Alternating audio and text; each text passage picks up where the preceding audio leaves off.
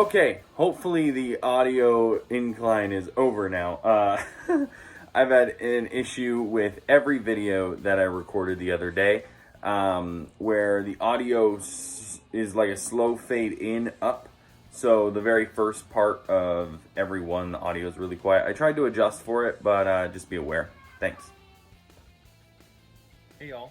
So next part of the series we're doing with this cloak tent is we're going to string it up as a shelter. But I wanted to make a video on how we're going to get the cord to do that with one of these bracelets that you buy anywhere. They can be really cheap, they can be decently priced. So there's basically two different types of paracord bracelets. There are ones that are all one piece, so it utilizes it gives you a little bit more cord, and then there's some that are wrapped around a secondary cord, like this one. You can see the cord that's actually wrapped around the latch is black, and the cordage I want is this gray color. Good news about these cheaper ones that the paracord is wrapped around a secondary string is that you can just cut the black string and it'll come off, in theory. I have yet to actually use one of these. The ones that are all one piece, you want to try to avoid cutting. You can usually tell because the paracord will be the same color here as it is throughout. And those ones, you'll see here too, they have it as well. These little waxed knobs. I'm gonna try and get, you see those little knobs right there and there? That's basically, well, not wax, but it's the paracord melted. And in theory, when you're using those ones, you can twist and twist and twist and maybe even warm those up with a lighter and be able to yank the string apart. And that way you can unwrap it. Yeah, we're gonna take this off with my knife. Oh, my father-in-law who gave me this knife wanted me to tell everyone that I messed up on the EDC video on one of the things it has in it. So I mentioned, I was like, it's a knife. It has a flashlight, seatbelt cutter, and a window puncher, and then I went away. But I forgot the coolest part of it. Ooh. That little spiel. Hooray! Fire! Yeah, that's one of the cool features of it. And sorry, Jason, but I'm just now telling everyone about it. So let's cut this bitch up.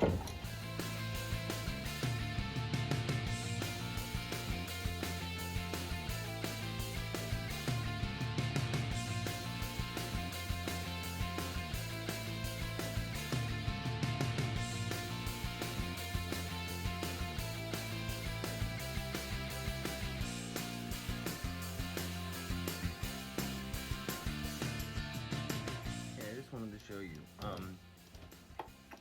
So I was having some trouble, so I freed up some more space over here by nibbling off the wax ends a little bit with the knife. Then, so, well, I guess first I cut the whatchamacallits off. So after I was able to get a little bit more working room, I was able to wiggle it out of that, the opposite end of it. And it's kind of like an overlapping knot, so I don't know if they're all wrapped like this, but basically if you pull that, basically the outside one crosses over and then you push it through.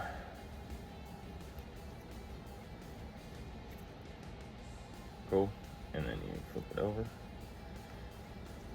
give yourself some more slack, push it through, and you just keep going. So we're gonna keep on with the time lapse, and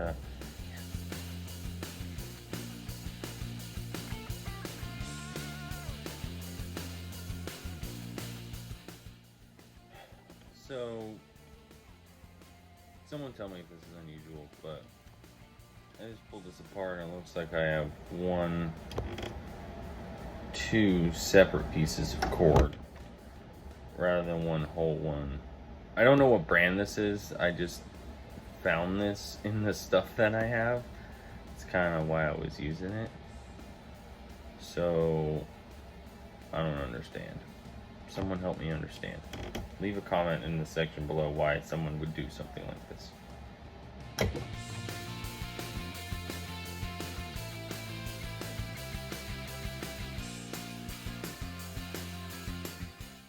Okay, so I got it. Couple things. This longer piece of cord is still not that long. It's probably a yard. And the middle of it is spliced together, which feels like that's still going to be pretty strong. I'm going to have to splice this onto this in order to use it as a ridge line. Well, I guess we're going to take the other one off. This just proves buy quality. Don't just grab random shit and think it's going to be something it's not.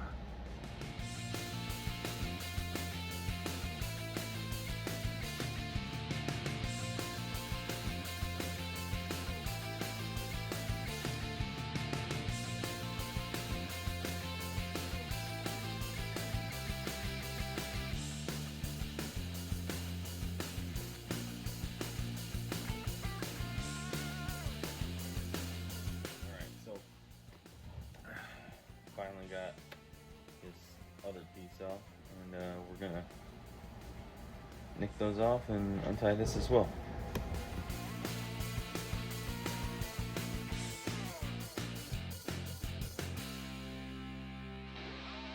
Alright guys, we got the other piece of cord out. So now we have 1, 2, just slightly longer than the other one. Well, let's go over what I did again real quick. Cut these off. You can only cut them off if they are a different color. It probably means that they are a separate piece of cord than your long cord. Then you go through and unbraid it, and it helps if you pull and stretch on it and make it a little bit wider. Try and get it off over your cut ends first. Work your way down, and then you got to work the other one off, and then you have some cordage. I'm gonna tie these together now, these two ends. Okay, so I literally just watched a video on how to do this knot. So but this is how to tie two paracord together. I just want this to be as long as possible. The guy in the video I watched also cut this down to size once he was done tying the knot. I'm not going to do that just because I want to keep as much of the paracord as possible. But essentially what you do is you take your two ends and you wrap them around 4 times. 1, 2, 3, 4. Okay. Give yourself a little bit of slack. And then since this one right here is coming towards me, I'm going to bring it back under, so towards you. Right, so if you see what I'm looking at. Okay, so I'm bringing it under this other piece. I'm going to put a little link right here to the video of the guy doing it. But anyways, I did it once and I undid the knot, so I know it'll work.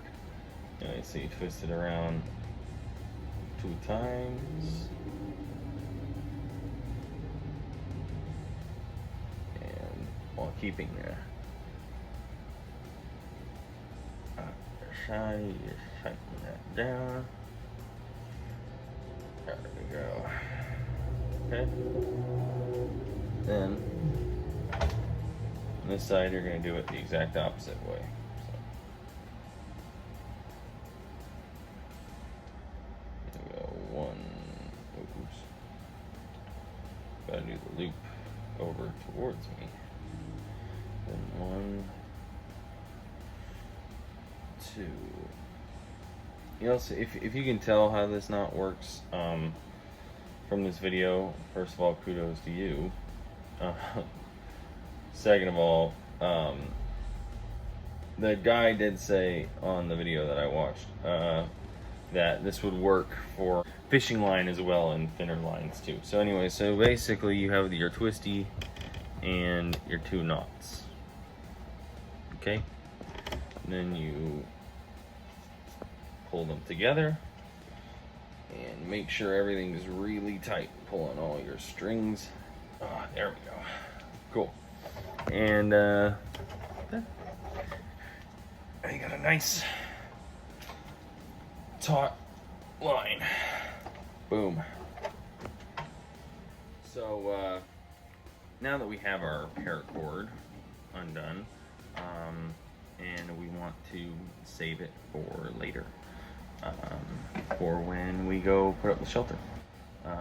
We have it undone, we have it tied nice and tight together so that we have a longer piece of paracord, which hopefully will wrap around 2 trees. If not, I'll combo some other paracord I have to it. But yeah, then we need a way to transport this, because obviously that took over an hour to get undone, right? So what do you do when you're done undoing it? You can either do some type of braid to get it back together or whatnot, or if you have a walking stick, or even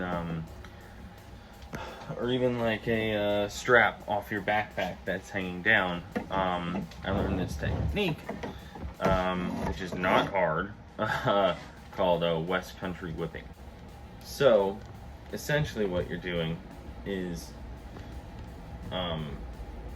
you know the first knot in tying your shoe, you're basically doing that over and over again, back and forth. So you start by wrapping it around,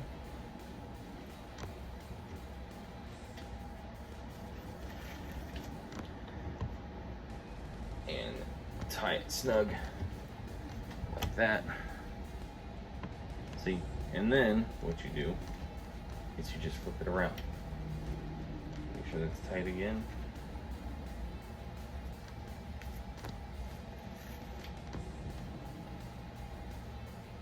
And tight again. And flip.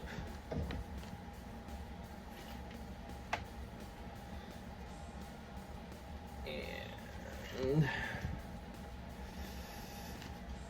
make sure you're stretching it nice and tight every time, because otherwise it'll slip up on you and become too easy to take off.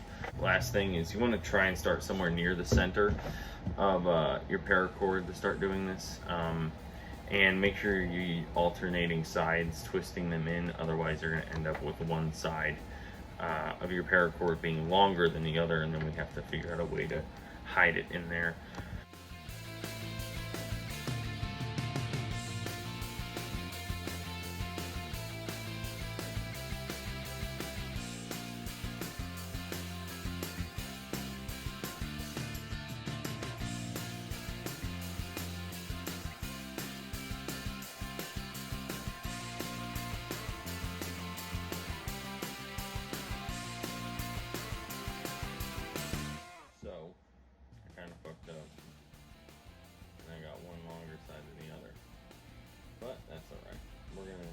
Show how at least I have fixed that in the past. I don't know if it's a right bushcraft way. I'm sure there's 100,000 different ways you could do it.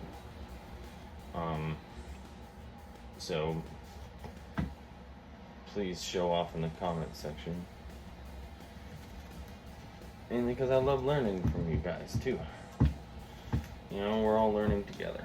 So, anyways, we got our knots down, away, and just like pulling that knot on your shoe, you, in theory, should be able to just undo that. Blah, blah, blah. I also had to be weird and wrap around that little nub there from us tying the cord together, which should be fine. It's not really going to affect the grip. If anything, it makes it better, but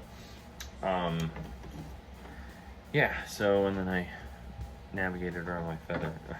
So I'm basically just going to take this long piece of paracord and do a cross wrap. So first of all, you gotta hold that other end taut, but essentially I'm gonna do this, leave some space open and available to you, and then come back across. It's so hard to do in front of a camera, but then you're just coming back across and pulling it nice and tight. It's also hard with the feather, like so. So now you have this crisscross pattern that you're then just gonna shove up and tighten down. Looks like I need to go a little bit further, so I'm gonna do the same thing again. Going down like this, and this, and this. Oop, there's a knot, so that's not gonna work. This, there we go. Just underneath the knot. I think that's tight, and then crisscross it back up. Push that up, pull it tight. Cool. And in theory, we could do that to begin with. That is not something I learned from anybody in particular. Just kind of started doing that one day. So we can do one of two things. You can tie some cool, complicated twist down knot, or you can tie the thing that we all know that all of us can get undone, which is your simple shoe tie knot.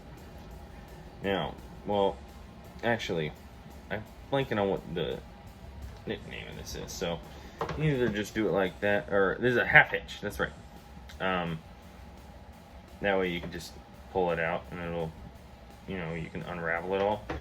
Like I said, we want this to come off, you know, like if you were tying a leather handle for, you know, something much more sturdy like a knife that's going to be more aesthetically pleasing and whatnot, you'd want to tie some other type of knot, and some other type of whipping probably too.